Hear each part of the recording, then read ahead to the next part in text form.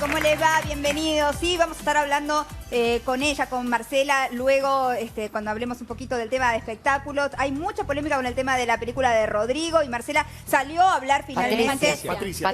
Dale, estoy diciendo Marcela. ¿Por qué le dije? ¿De dónde saqué Marcela? Rodrigo tuvo muchas mujeres. Claro, también hay que exacto. decirlo. Y ahí la confusión. Patricia Pacheco.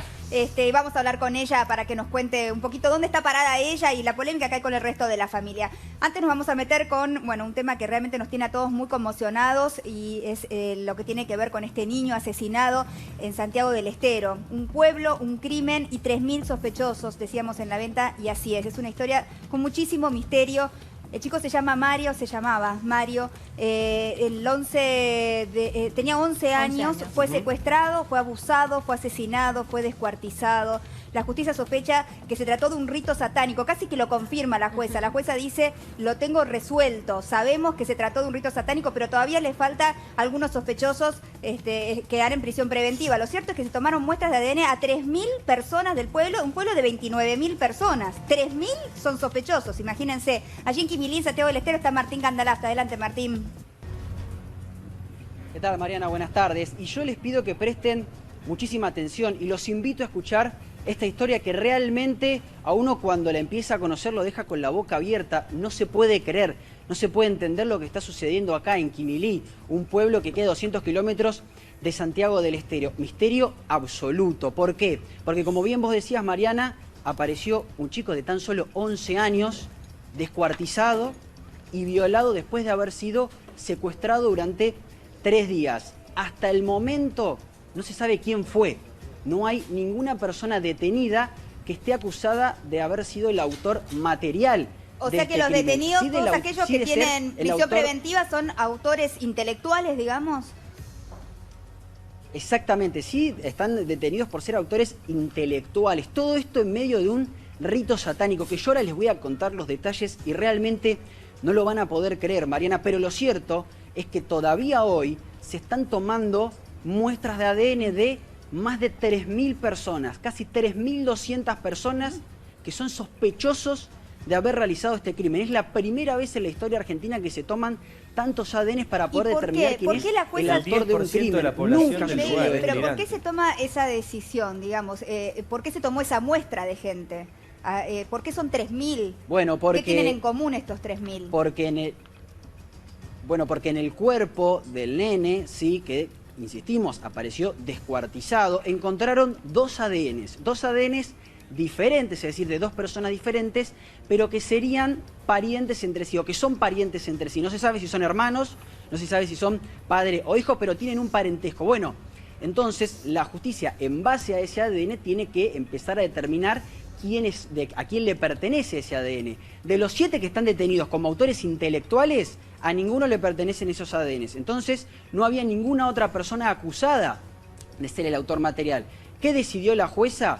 Que a todas las personas que viven en donde estamos nosotros, insisto, a 200 kilómetros de Santiago del Estero, en Quimilí, todas personas mayores de 18 años, se le extraiga una muestra de ADN, se le haga un hisopado para determinar si son o no culpables. Insisto, 3.200 personas que la justicia los toma como sospechosos, no porque tenga una prueba concreta, sino porque no hay nadie acusado, Martín, como autor material del hecho. Entonces se le toma a casi todos los mayores de edad del pueblo. Decir eso que estás planteando vos, le vamos a tomar ADN a todos los mayores de 18 años del pueblo, es lo mismo que decir no tenemos ni idea de lo que pasó con este chico.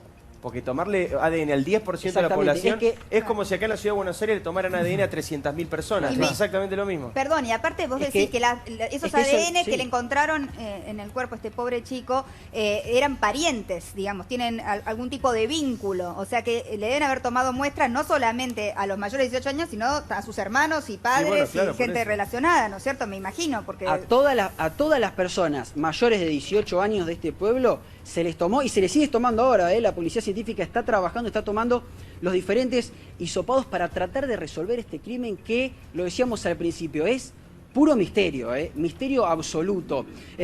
Mario Agustín Salto tenía tan solo 11 años, como para rememorar un poco cómo fue este episodio que realmente no se puede creer. Él salió con su bicicleta a pasear por acá, por las calles de Quimilí, y fue secuestrado, desapareció.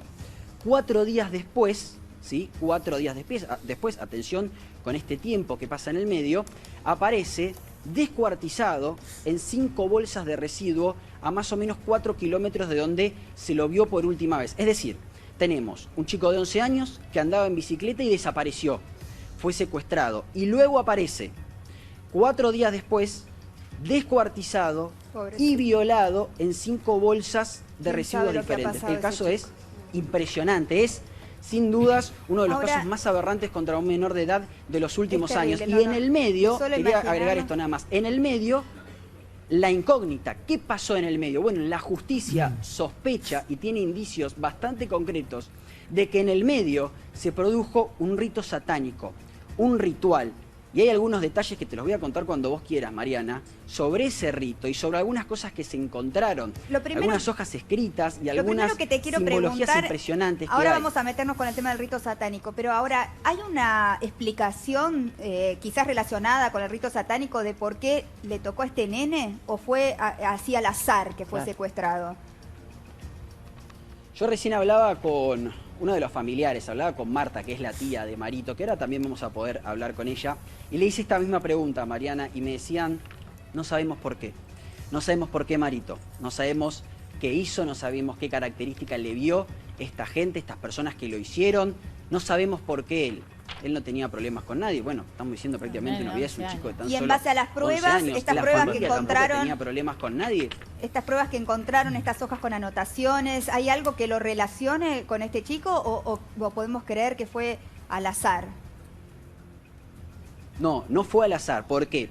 Porque los perros de la policía, ¿sí? La división K9, que son los famosos perros que trabajan en distintos casos, por ejemplo, trabajaron en el caso Maldonado, olieron ropa de Marito, insisto, de tan solo 11 años de edad, y fueron a una casa, a la casa de una persona de apellido Jiménez, ¿sí? Que está detenido, acusado de ser uno de los organizadores, uno de los principales acusados de haber armado intelectualmente este crimen. Entran a la casa de esta persona y los perros van directamente a la planta alta de la casa. ¿Qué hay en la planta alta? Un altar con adoraciones a San la Muerte, con imágenes a San la Muerte, ¿sí? Un altar con imágenes de San la Muerte, algo que le llamó muchísimo la atención a los investigadores. Ahí los perros empezaron a ladrar de forma rara, de forma extraña. Luego los perros fueron a otra habitación, a la habitación propiamente de esta persona Jiménez, el principal acusado, insisto, de ser autor intelectual. Fueron directamente a la mesita de luz. Y en la mesita de luz abrieron los investigadores el cajón y encontraron papeles con distintas anotaciones. Anotaciones que prácticamente todas tenían el nombre de Mario. Decían Marito. Por ejemplo, Marito, necesitamos tu virginidad. Marito, llegó tu momento. Marito, serás la ofrenda de Dios. Y distintas anotaciones que aparecen. Inclusive yo tengo una en la mano. Voy a leer nada más las primeras líneas. Es un texto escrito a mano que dice: el anciano de Dios lo ve todo. Marito lo confió y dice, insisto, este escrito que se encontró en la casa del principal acusado: yo tengo tu virilidad y tu juventud. El pacto fue sellado con sangre. El pacto fue sellado con sangre. 666 y un círculo. Anotaciones como estas se encontraron en esta casa y esto llevó a pensar a los investigadores que en el medio existió este rito satánico. Y hay que aclarar que este hombre... No se sabe bien qué fue lo que sucedió. Este hombre, Jiménez, que describís, tenía esta suerte de altar con estas anotaciones satánicas y demás. Este hombre participaba de las marchas de la familia cuando todavía se buscaba con vida a Marito, ¿no? Un nivel de cinismo impresionante. Se lo ve en fotos inclusive marchando detrás de la familia. Tremendamente habitual, aunque uno no lo pueda creer, es tremendamente habitual que en este tipo de casos de desaparición y de búsqueda, en general ocurre mucho que los que participaron del crimen participan de las marchas como una especie de coartada macabra y suele aparecer mucho. Esto en este caso obviamente encima ahora está detenido, como decías vos, ¿no? O sea, está detenido este hombre y está detenido también otro que se llama Sequeira. ¿De qué está acusado este Sequeira, que parece un joven bastante conflictuado, ¿no es cierto? Que ha tenido problemas incluso dentro de la cárcel y estaba detenido ya por otra causa anterior.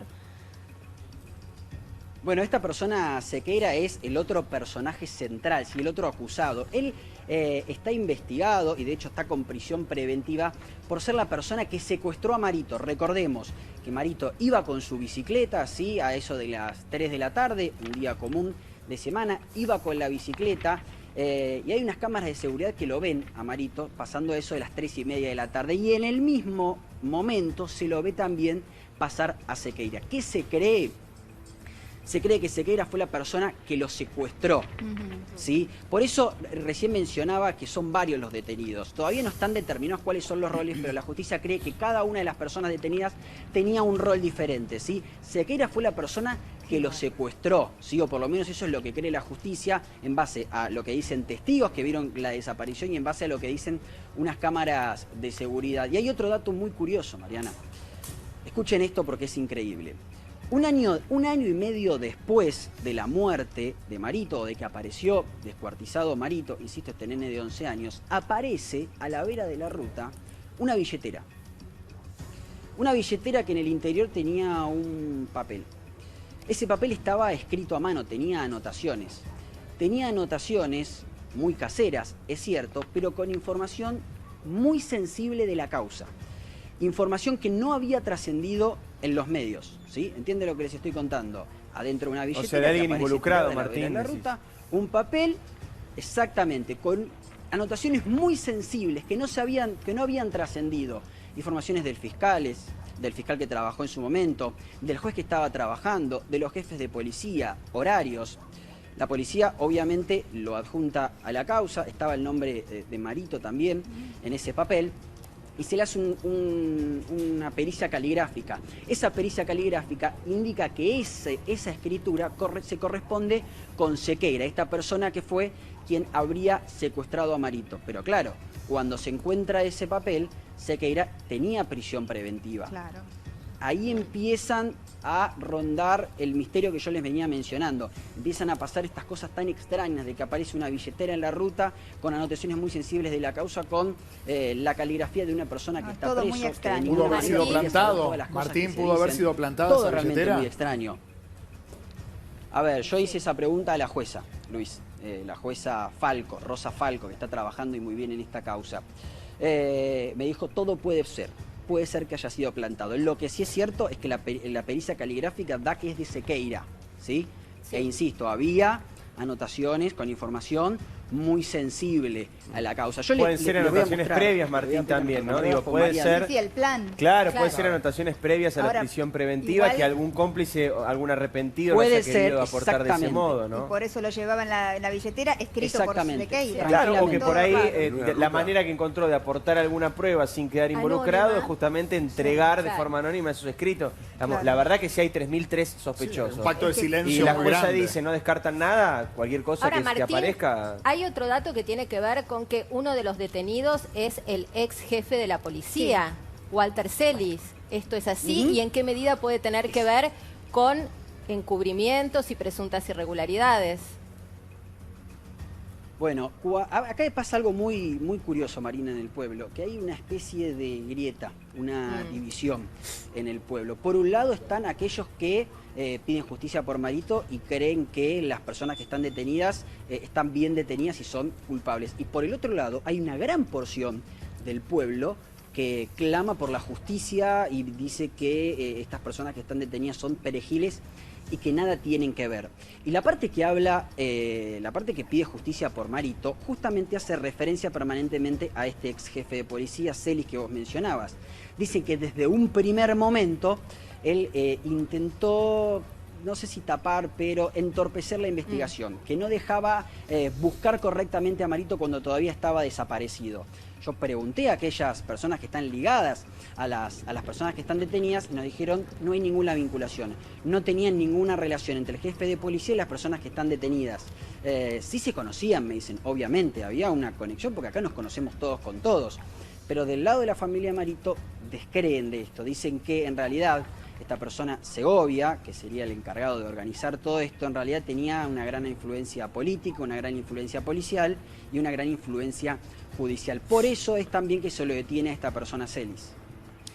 Gracias, Martín. Ahora seguimos, quiero que sigas aportando detalles. Quiero introducir a nuestros invitados. Está Pablo Salum con nosotros, especialista en sectas. ¿Cómo estás, Pablo? ¿Cómo Ya estás? Gracias hemos por la estado con vos en otras oportunidades. Y la licenciada Olga Fernández Chávez, que es licenciada en criminalística también, para hablar del tema de las pruebas, ¿no? Que la verdad todo el tema de pruebas es muy importante en este caso, que es aberrante. Ahora uno escucha, ¿no? Un chico, 11 años, secuestrado, violado, asesinado, descuartizado. Lo pusieron en 4 bolsas. Es terrible realmente. Y un rito satánico y muchísimas personas involucradas. ¿Qué tan común es esto? Y es bastante común, más que nada en el norte argentino. Vieron que la última vez que estuve hablé de esto y bueno, hay gente en las redes que por ignorancia piensa que esto no ocurre y que solamente es ciencia ficción y que es imposible. Detrás de estos crímenes ya hay muchos de estos crímenes. En Santiago del Estero hay varios. Hubo una maestra jardinera que fue asesinada de la misma manera. Hubo otra mujer también que se fue a encontrar un descampado en el kilómetro 66. Al marido también le encontraron dentro del hogar un montón de pruebas, escritos, rituales, porque se suele documentar encima esto. No es que suele ser planificado como sucedió en este caso. En el caso de Ramoncito en Corrientes fue igual. Personas. Sí, suele haber varias personas y suele ser por encargo. Las personas que siempre están detrás de estos crímenes nunca van presos. Son gente que paga mucho dinero para que capturen, secuestren, abusen de estos niños. ¿Crimen por encargo por una cuestión de fe solamente? Es decir, matando a tal persona. No confundamos entre creencias comillas, y fe. o dogmas. Esto es algo terrible. Ritual. El móvil es un beneficio, claro, una ofrenda. Ellos te dicen, si sos un empresario con mucho dinero, que cierto proyecto se te va a dar, si sos político vas a ser elegido. Las fuerzas policiales suelen estar metidas. ¿Y qué características comunes tienen Déjame de contarte, un caso en Corrientes en el que participé, un caso muy similar, o más jodido incluso. En una causa anterior, el fiscal actual de esa causa le había consultado a esa bruja para meter preso a 2 tipos que ella decía que eran los culpables de una violación. Y los metieron presos durante 5 años hasta que se determinó que no. Dentro de los pueblos, en estos tipos de pueblos donde la gente tiene este tipo de pseudocreencias, suele pasar esto, que el comisario va y le pregunta a la bruja del pueblo o al líder de un grupo africanista quién es el culpable. A ver, una cosa es, yo te entiendo, es terrible y no se puede confiar en la palabra ni de un vidente ni de una bruja. Pero acá se planeó un asesinato de una criatura. Sí.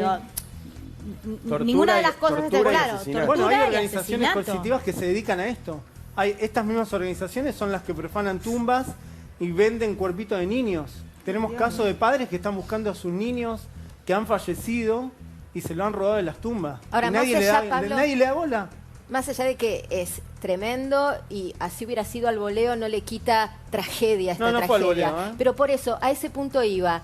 En la planificación aparece, según nos contaba Martín, el nombre y el trayecto todo, que hacía. Claro, y digamos, ¿qué es lo que hace que en este delirio se elija a alguien con nombre y apellido? La pureza del niño.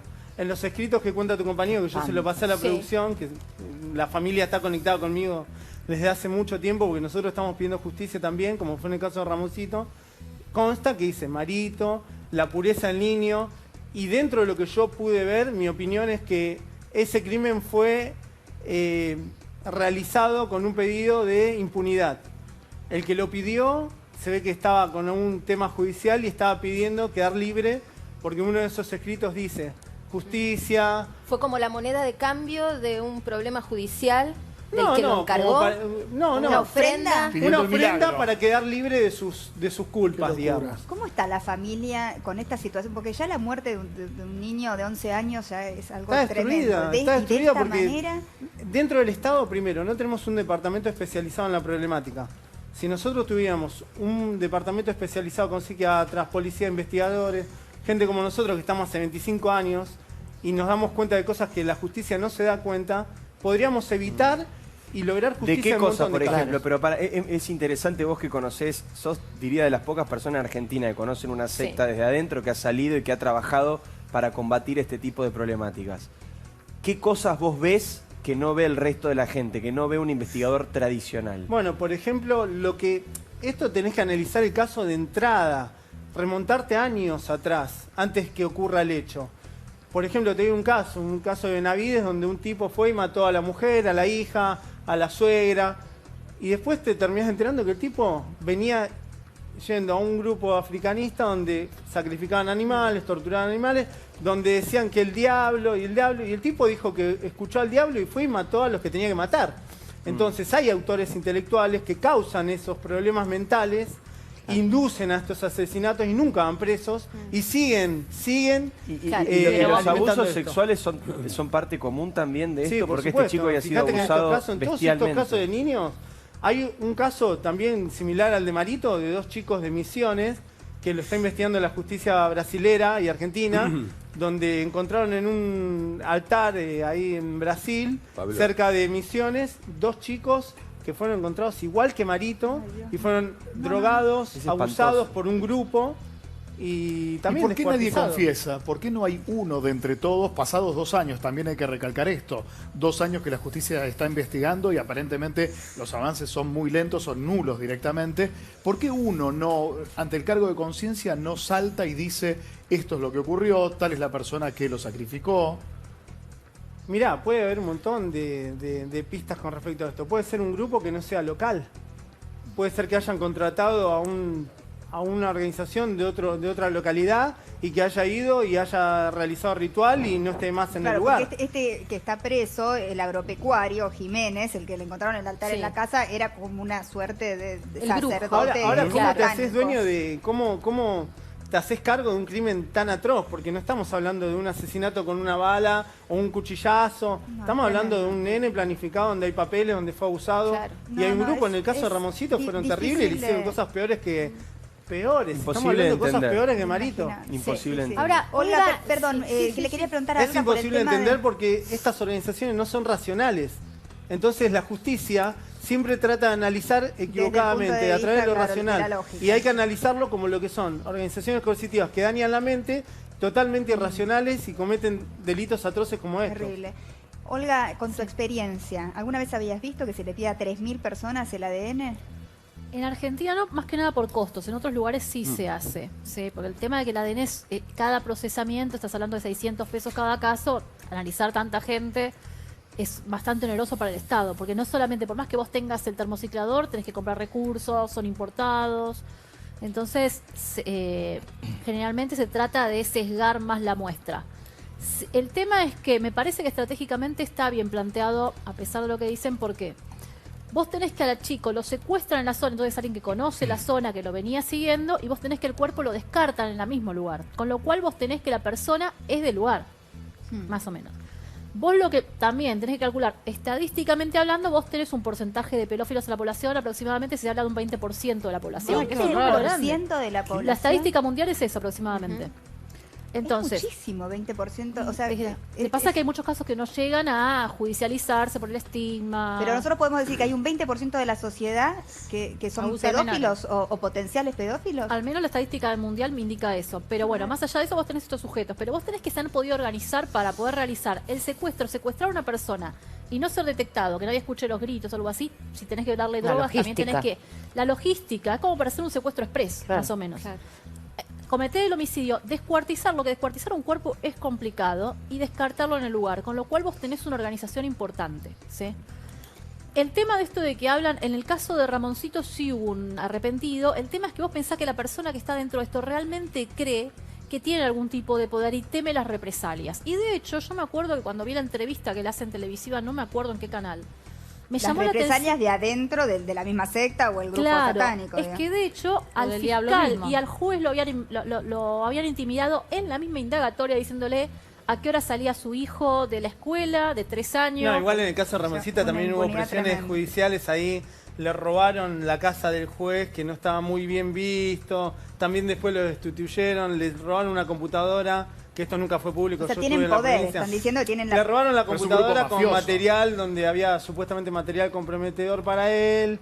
Bueno, Terminan- toda una historia. ¿viste? Terminando ¿verdad? de contar en ese caso, hay por ejemplo hicieron una pericia biológica que es un indicio, no es una prueba, pero bueno, pudieron vincular las togas que había tenido usado y las dagas que usaron en el sacrificio, que lo usaron, ahí sí lo hicieron como un medio de un ritual, y lo pudieron vincular con las distintas personas que se lo habían colocado. Pero cuando vos le escuchabas a la persona que estaba procesada como la sacerdotisa, digamos, vos la escuchabas como hablaba, decía, porque estas personas que hicieron esto tienen que tener mucho cuidado. O sea, delante de un periodista estaba en un tono muy intimidante. Entonces, imagínate, ellos realmente creen que tienen un cierto poder. Es una especie de Y no delirio. están arrepentidos ni nada, o sea, no Claro, Igual lo en ven. ese caso lo la gente sigue. intelectual nunca fue presa. Hasta Claro. el día de hoy no hay Bueno, detenidos. en El autor este- intelectual, el En que este caso encargó es al el revés. delito, no. En este caso es al revés. Está en el móvil junto a Martín Gandalaf, Marta. Marta es la tía de Marito. Hola, Marta. Buenas tardes a todos, muchísimas gracias por hacerse presente aquí en Quimilí. Como les decía temprano a los muchachos, hoy los medios de comunicación nacional son la voz de Marito, ¿no? Aquella voz que callaron aquel 31 de mayo del 2016. Marta, que la verdad que estamos todos muy conmocionados con este caso. ¿Cómo está la familia? ¿Cómo estás vos? ¿Sus padres? ¿Creen que realmente van a encontrar a todos los culpables? ¿Cómo está trabajando la justicia en esto? ¿Cómo estamos nosotros? Nuestra vida cambió desde aquel 31 de mayo, pero agravándose mucho más aquel 2 de junio, cuando encontramos lo que quedó de ese cuerpo de un niño, del cuerpo de Marito, cuando se encontraron sus partes.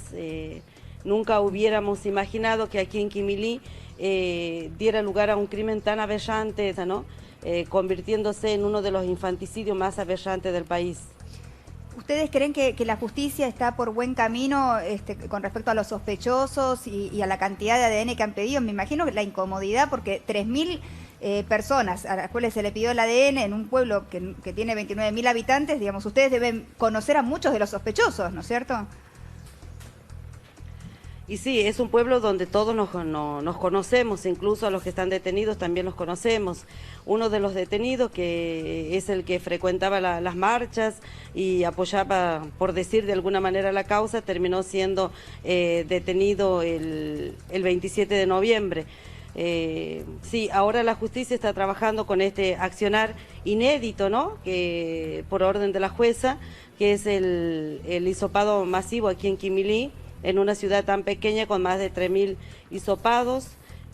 Lo que les quería comentar que el año pasado ya se hizo a 55 personas también hisopados, resultando ser negativo. Claro, por Lo eso... que se busca en Quimilí es encontrar el patrón genético que se encontró en el cuerpo de Marito, porque la conclusión de la reautopsia está que serían 2 ADNs y que comparten el mismo patrón genético. Serían familiares. Lo que se busca es eso.